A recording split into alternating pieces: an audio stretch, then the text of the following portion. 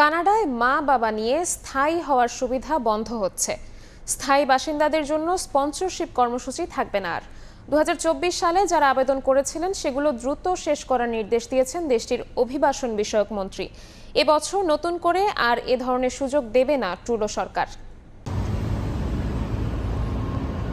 কানাডায় স্থায়ী বাসিন্দারা দেশটিতে বসবাসের উদ্দেশ্যে নিয়ে যেতে পারতেন নিজেদের বাবা মা ও দাদা দাদিকে। জনপ্রিয় স্পন্সরশিপ কর্মসূচিটি আর চালু থাকছে না, এমনকি সাময়িকভাবে বন্ধ রাখা হয়েছে স্পন্সরশিপের নতুন আবেদন গ্রহণ। দেশটির অভিবাসন, শরণার্থী ও নাগরিকত্ব বিভাগ জানিয়েছে চলতি বছর আর কোনো নতুন আবেদন গ্রহণ করা হবে না, তবে এরই মধ্যে করা আবেদনগুলোর প্রক্রিয়া চালু থাকবে। এ বিষয়ে নির্দেশনাও দিয়েছেন দেশটির অভিবাসন সংক্রান্ত মন্ত্রী মার্ক মিলার। কানাডায় অভিবাসীদের সংখ্যা কমাতে এ সিদ্ধান্ত বলে জানিয়েছে দেশটির বিভিন্ন গণমাধ্যম।